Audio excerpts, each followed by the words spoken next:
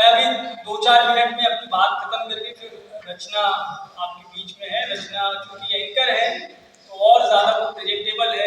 मैं फील्ड का व्यक्ति हूँ, जब मैं लाइव रिपोर्टिंग करता हूँ तो वहाँ स्थिति अलग होती है। ये तो सवाल करने वाली स्टूडियो में बैठ के मेरे जैसे लोगों से ये सवाल करती हैं, पूछती हैं कि वैभव बताओ आज घासीदास विश्वविद्यालय में क्या चल रहा है।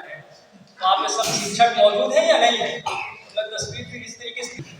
तो खैर 2006 की जब शुरुआत यहाँ पे पत्रकारिता के पढ़ी रहे थे और हमारे सीनियर थे मोहन सर और नूतन दीदी, 2 स्टूडेंट थे उस समय जो कि बीजेएमसी की पढ़ाई करने के बाद आगे की पढ़ाई के बारे में सोच रहे थे और उसी सत्र में फिर एमजे की पढ़ाई की शुरुआत हुई थी। तो सीधे फिर एमजे करने लग गए थे और हम लोग आए थे। मैं भी आया था यहाँ पे बीजेएमसी करने के लिए।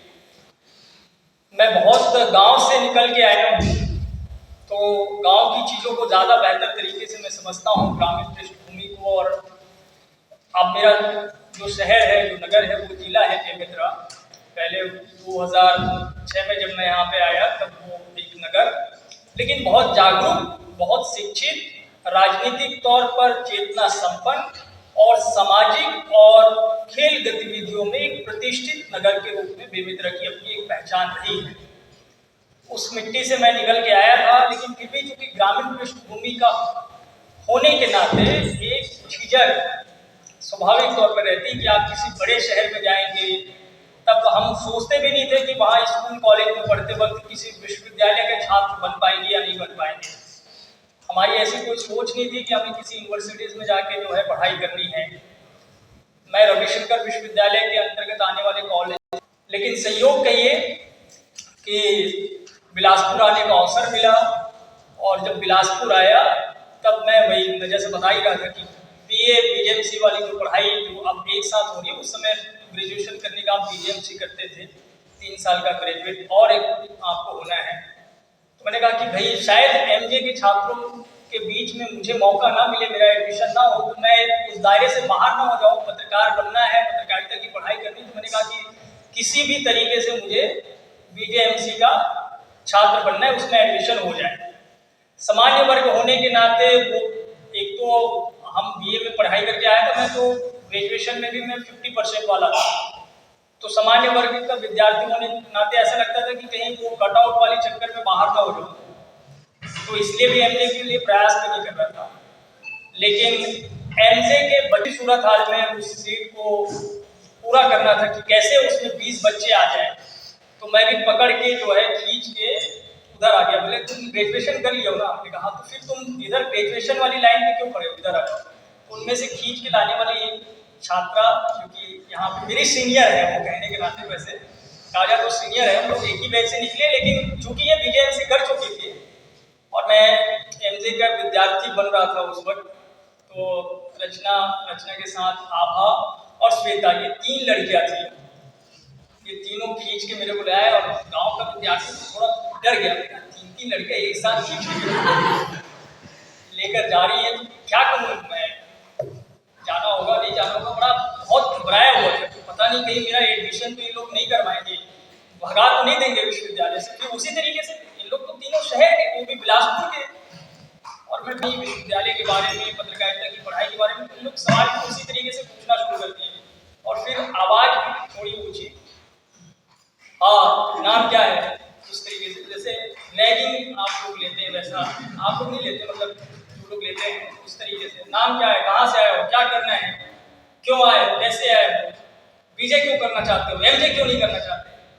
तो ये सवाल। तो मैंने कहा मैं तो जो चाहे जिसमें भी चाहे एडमिशन हो जाए मैं वही करना चाहता हूँ। बोले ठीक है एमजे करना होगा। तो उसके लिए क्या करना होगा? कुछ नहीं करना होगा, एमजे करना होगा, बाकी सारी चीजें हम लोग देख लेंगे। तो इस तरीके से फिर मैं इनका सहपाठी हो गया।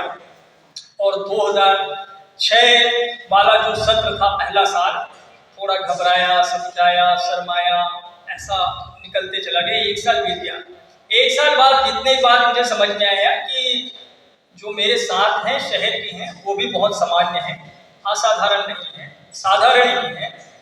फिर धीरे धीरे थोड़ी रुचिगत, सबसे ज्यादा जरूरी, मैं ये जो बात अपना अनुभव, अपनी बातें जो कह रहा हूँ, उसके जरिए आप थोड़ा सीखेंगे कि रुचि होना बहुत जरूरी है। अभी ये होता ये सिर्फ ग्लैमर को देख के एडमिशन के लिए आ रहे हैं। मैं उनमें से नहीं था, न रचना उनमें से थी, न और बहुत सारे हमारे जितने 15 हम लोग निकले अपने बैच से, उनमें से ऐसे कोई नहीं थे। हम लोगों को लगता कि पत्रकारिता करना है, कुछ बनना है, जो ऐसे भी भौगोलिक ज्ञान ठीक ठाक होने की वजह से और सांस्कृतिक गतिविधियों में दखल रखने की वजह से मेरा जो 1 साल का जो ये शहरी वातावरण से दूर या गांव के होने की वजह से कटा हुआ था, 2007 से 8 के बीच हमारी गतिविधियां इतनी ज्यादा बढ़ गई, मेरे और मेरे बाकी सहपाठियों की, कि विश्वविद्यालय के भीतर में जो भी कार्यक्रम होगा, बिना का कार्यक्रम हो, चाहे वो कोई इस तरह का वर्कशॉप हो या फिर दूसरे और खेल गतिविधि हो या सांस्कृतिक गतिविधि हो, उसमें पत्रकारिता के छात्रों की उपस्थिति होना ही चाहिए। ये एकदम तय कर लिया गया। ये इसलिए हो पाया क्योंकि हमारे भीतर में वो रुचि थी, मतलब हम लोग चाहते थे कि हम लोग इस सब सारी चीजों में पार्टिसिपेट करें। हम लोग खुद दूसरे डिपार्टमेंट्स में जाते थे और पूछते थे कि क्या करना है, क्या नहीं करना है। एक वाक्य मेरे को याद आ रहा है, मनीष श्रीवास्तव सर बैठे हुए थे, अब चले गए। मनीष श्रीवास्तव सर भी अभी भी थोड़े पता नहीं कैसे हैं स्टूडेंट, अभी बाहर निकलेंगे तो समझ में आएगा। हम लोग थोड़े से और ज्यादा उतावले थे, जैसे तो संख्या कम थी हमारी, अभी इतनी भीड़ तो नहीं थी, लेकिन जागरूक थे और सवाल पूछने के लिए हम लोग बहुत आतुर रहते थे। तो हम लोग अपनी यूडीडी के भीतर में हल्ला गुल्ला भी खूब ठीक ठाक कर लेते थे। मनीष श्रीवास्तव सर अक्सर वहां से गुजरते थे कैंपस से, तो वो कई बार नाराज हो जाते थे, कौन से डिपार्टमेंट के बच्चे पकड़ के लाओ। कई बार फिर हमारे एचओडी को और शिकायत इस तरीके की चीजें होती थी, लेकिन धीरे धीरे श्रीवास्तव सर भी समझ गए कि ये ठीक ठाक बच्चे हैं, पढ़ने लिखने वाले हैं और ये जो सवाल कर रहे हैं वो जायज सवाल कर रहे हैं।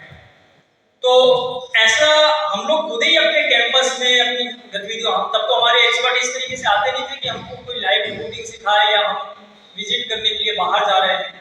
हमारी रिपोर्टिंग वहीं उसी दायरे में हो जाती थी। कोई लाइब्रेरी में चला गया, वहां से कुछ रिपोर्टिंग करके आ रहा है, कोई दूसरे डिपार्टमेंट में चला गया, वहां से रिपोर्टिंग करके आ रहा है, और खुद हमको बता रहे हैं, खुद सिखा रहे हैं, खुद ही मास्टर हैं, खुद ही जो है स्टूडेंट है, इस तरह की चीजें। क्योंकि उस समय टीचरों की संख्या कम थी, गोपा बाकी मैम के समय 2 टीचर थे उस समय, और हमारे जो सीनियर है वो पढ़ाते थे। बीच बीच में हमारे जैसे लोग बुलवा लेते थे, मतलब हम लोग को फिर भी बिल्कुल कम अनुभव वाले, हमारे से ज्यादा बहुत अनुभव वाले सीनियर लोगों को बुलवाते थे, उनसे बातचीत हमारी होती थी। कहने का मतलब ये है कि आपके भीतर में वो बात है, आप पत्रकारिता करना चाहते हैं, आप किसी क्षेत्र को चुनकर आए हैं, सोचकर आए हैं, तब तो आप बेहतर कर पाएंगे, तब आप एक अच्छा पत्रकार बन पाएंगे या एक अच्छी जगह पे नौकरी कर पाएंगे, या आप किसी दूसरे गतिविधियों में जा रहे हैं तो वहां पे बेहतर कर पाएंगे। लेकिन अगर आपके भीतर में वो बात नहीं है तो आप फिर वैसा कुछ नहीं कर पाएंगे, सिर्फ रील बनाते रह जाएंगे और रील में फील करते रहिए वही चल रहा है आजकल। ज्यादातर हमारे भीतर, हमारे पत्रकार बिरादरी में भी बता रहा हूँ, जो कि आज रिपोर्टिंग में है, उन लोग भी रील मास्टर हो गए।